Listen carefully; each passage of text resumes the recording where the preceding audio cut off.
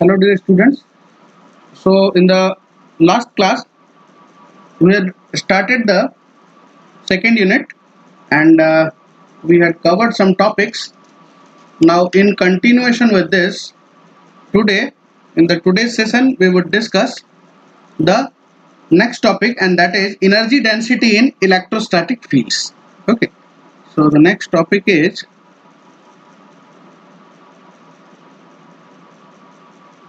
energy density in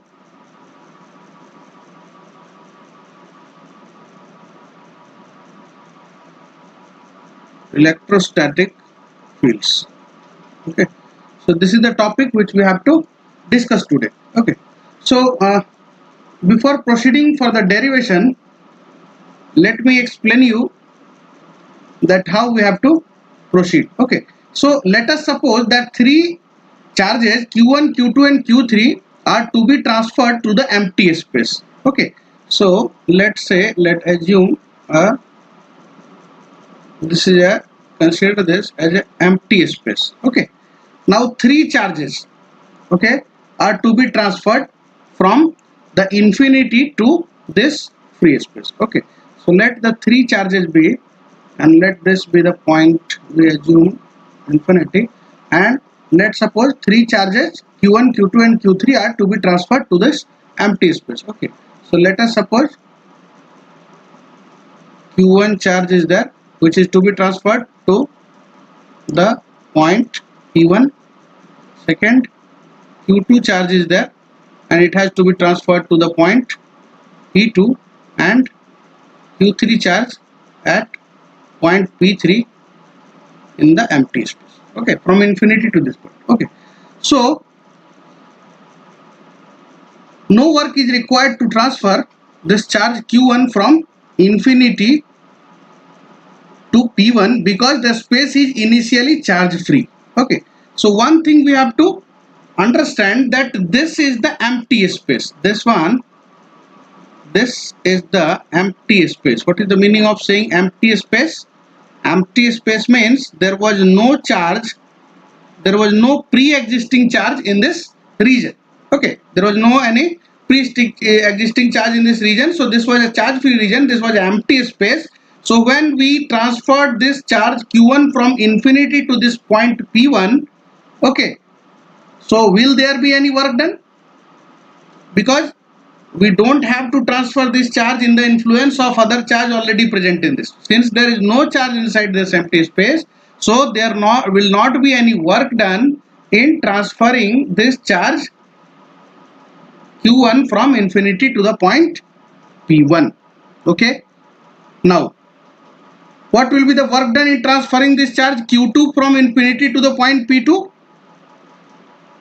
Now since already this q1 charge is present, we have transferred this q1 charge at point p1, and in the presence of this q1 charge we are now transferring this q2 charge from infinity to the point p2. Okay, so definitely there will be some work done, and what will be the work done? The work done will be what? The work done in transferring this q2 from infinity to the point P2 is equal to the product of Q2 and potential V21, okay, at P2 due to Q1. Fine. And when this Q1 and Q2 both charges are now present, and under their presence if we transfer the third charge Q3 from infinity to the point P3, then obviously what will be the work done? Then the work done will depend on the product of the charge q3 and potentials due to the charge q1 and q2. Okay, so this is what I try to understand ki, let's say the work done, okay, work done 1 means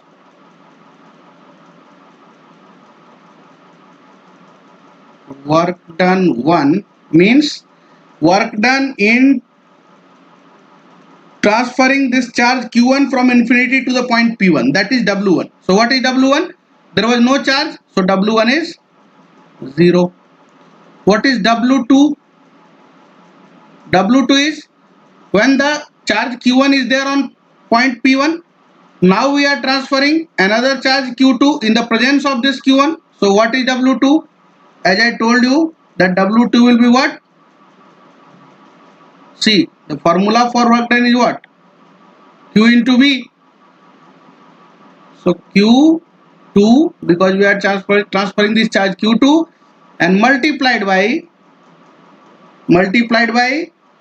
V21, that is potential at 2 due to charge Q1. So that is V21. Okay. And now what is W3? W3 will be what? We are transferring this charge Q3. So it is Q3. And what is the potential due to these two charges? Because at the time of transferring this charge Q3, we have already two charges are present at point P1 and P2, that is Q1 and Q2. So there will be potentials due to these 2 points. And what will be the potential? The potential will be the potential at 3 due to the charge 1 and potential at point P3 due to the charge at 2. So this will be your W1, W2 and W3. So total work done in positioning the 3 charges. Now what will be the total work done in positioning the 3 charges? So what will be the total work done in positioning the 3 charges? So let's say that is WE, and WE equals to W1 plus W2 plus W3. And what is W1, W2 and W3? I have written it above, so we can substitute it. So W1 is 0, W2 is Q2, V21, and W3 is Q3, V31 plus V32. Okay. Now let us suppose it as equation 1. It is a equation 1. Okay. Now if the charges were positioned in reverse order. Okay. So if the charges were positioned in reverse order.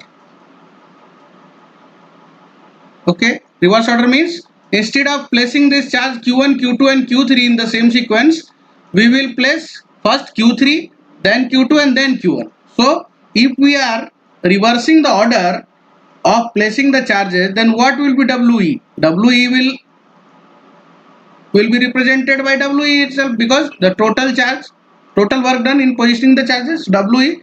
But now sequence is changed. First the charge 3 is placed, then the charge 2 is placed, and then the charge 1 is placed. Okay. So what is W3? W3 is 0, because at the time of placing Q3 there was no charge in the reverse order. Now while placing Q2, the Q3 charge was already existing. So it will be what? Q2 and potential at point 2 due to the charge Q3, and then W1. So at the time of placing this charge Q1 at point P1, Q3 and Q2 are already present at the points P2 and P3 respectively. So we will have to consider that. So charge Q1 and into the potential will be what? Potential at point 1 due to charge 2 and potential at point 1 due to charge 3. It is okay. So now put it this as equation 2. Okay. Now adding equation 1 and 2. If we adding equation 1 and 2. So if we add this equation 1 and equation 2, so what we will get in the left hand side? WE plus WE, 2WE, and what we will here get? Everything in the right side in the two equations will be added up. Okay. It will be 2QE, sorry, it is 2WE. So it is 2WE equals to this Q1 and then V1 2 plus V1 3. Okay. Then Q2 and V2 1 plus V2 3, and then Q3 and this V3 1 plus V3 2. Okay. So this is equal to Q1 V1. Okay. This is a capital V, you can say. This is Q2 and V2 and Q3 V3.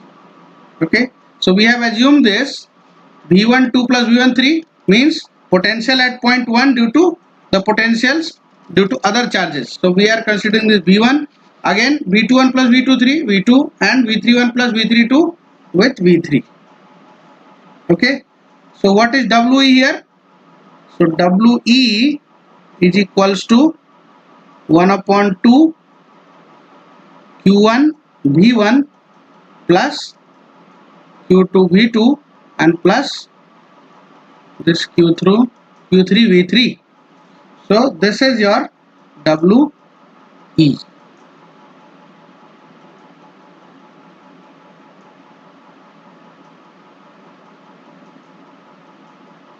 Okay, this is your WE.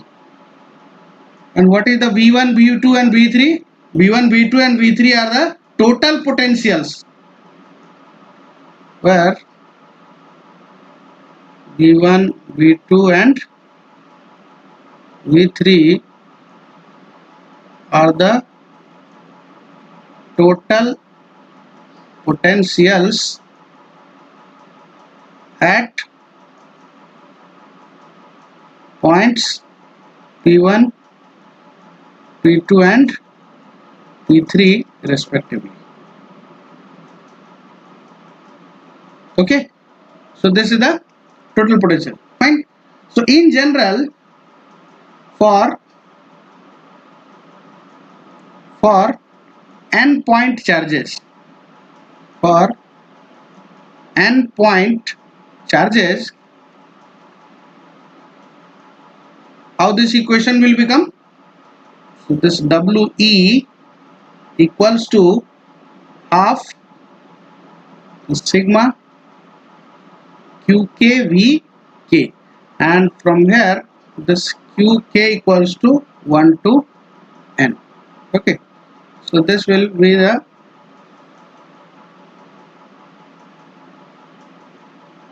work done for the system of n point charges. See, here it is Q1 V1 Q2 V2 Q3.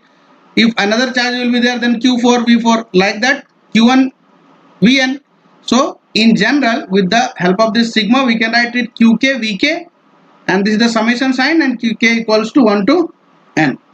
Okay, but here we have considered the point charges. Okay, so if instead of the point charge, the region is continuous charge distribution, the region has continuous charge distribution like line charge, surface charge and volume charge, then how we can represent this WE?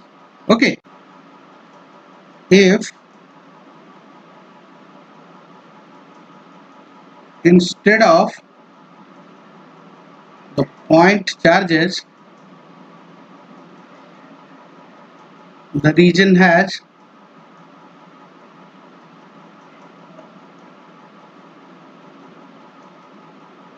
a continuous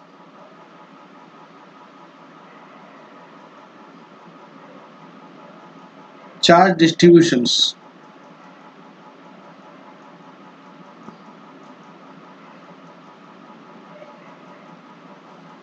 Then how can we write this WE? Then WE equals to, for line charge what can we write? Because it was half QK VK, okay, Q into V. So what will be Q if we write the line charge? If we represent the line charge, then how do we represent it? It is rho L and dl. Okay, so it is the line integral rho L dl, and since it is charge multiplied by potential, half into Q into V. Okay, so this Q we have represented rho L dl, and V, for V we can write this capital V, and this is for what? For the line charge. Okay, now similarly if we write for the surface charge, then what is WE? WE will be half rho s V into ds, means surface integral. Okay, and this one is your for surface charge,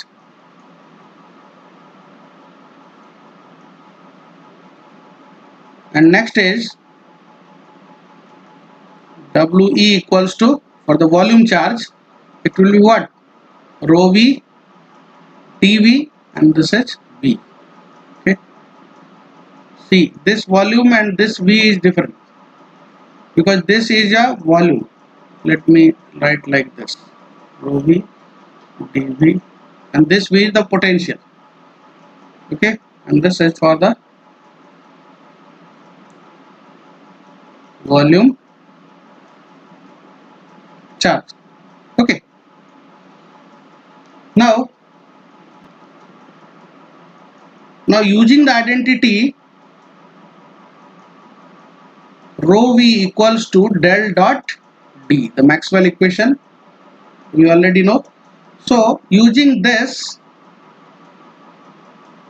the equations which I had just written, that can become, since I had written this WE equals to, for the volume charge, 1 upon 2 rho V V into dV.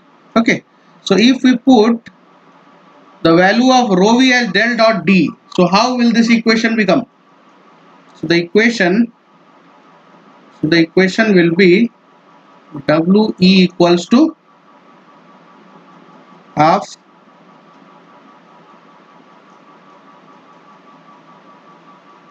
del dot D and V dV. Okay, put it as equation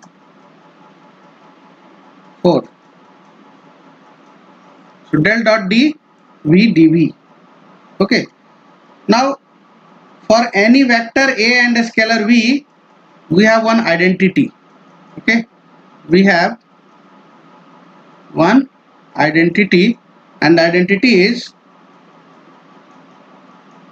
del dot VA equals to A dot del V plus V into del dot A, and this is for any scalar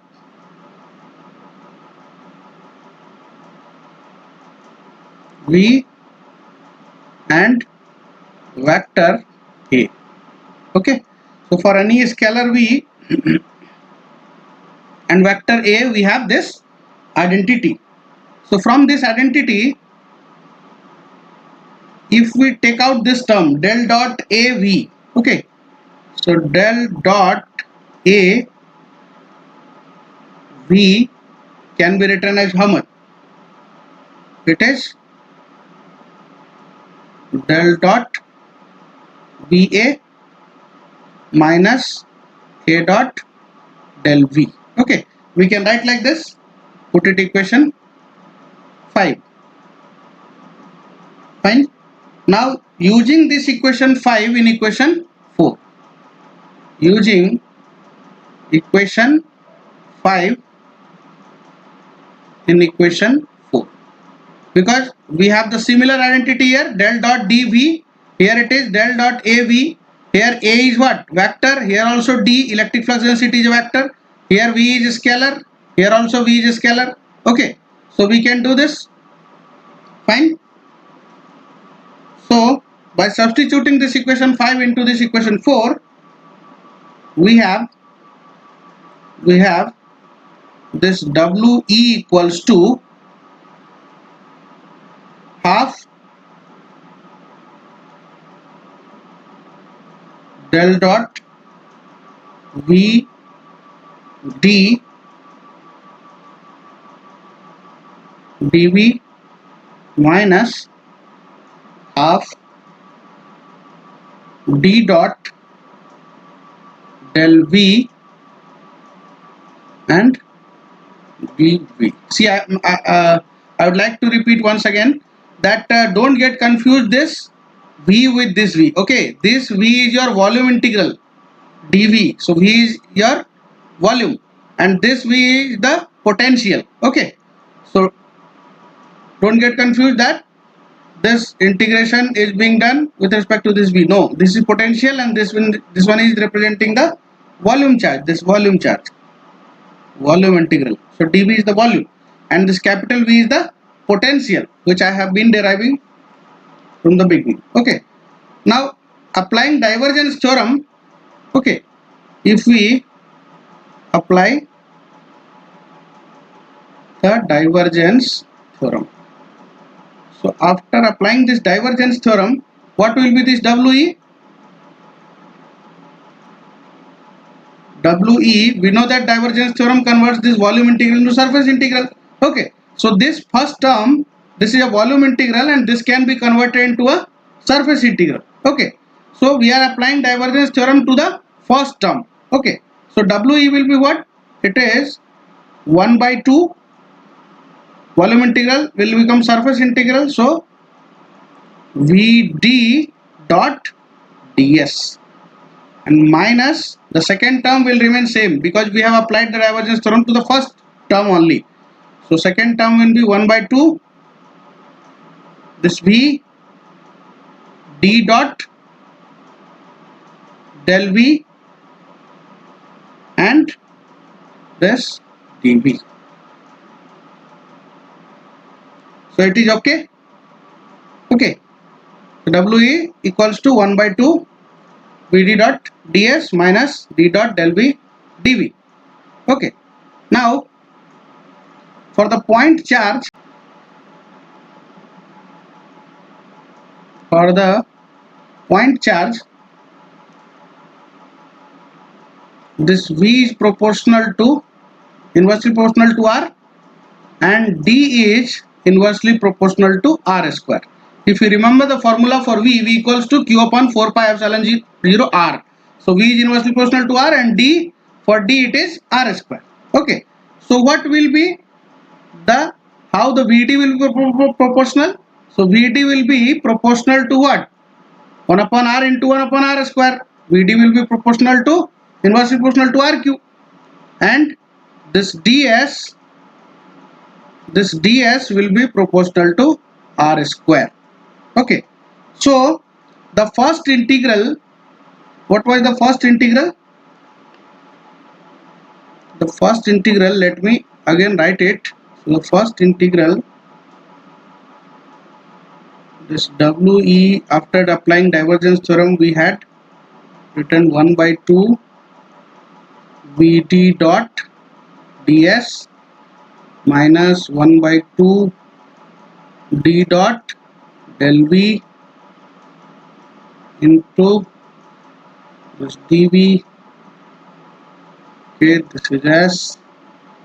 So this first term, the first integral will become what?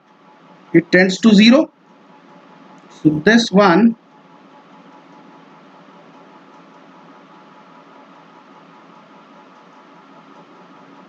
this tends to 0. Okay, after applying this condition, fine. After considering this condition, as surface is becoming very much large because ds is proportional to r square, so the surface is become very large. Okay, and this v into d 1 upon r cube, r tending infinity, since r is tending infinity, so 1 upon r, it will be tending what? 0. So this integral is going to be 0. So now with we, this we will be how much? This is left with second integral only, so 1 upon minus 1 upon 2 and d dot vd. Okay, and this dv. Fine, and this equals to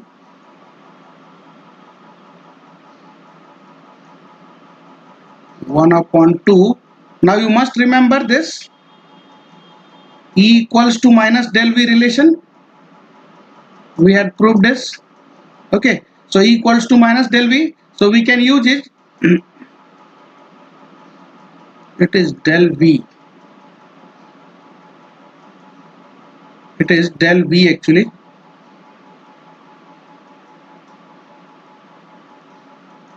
D dot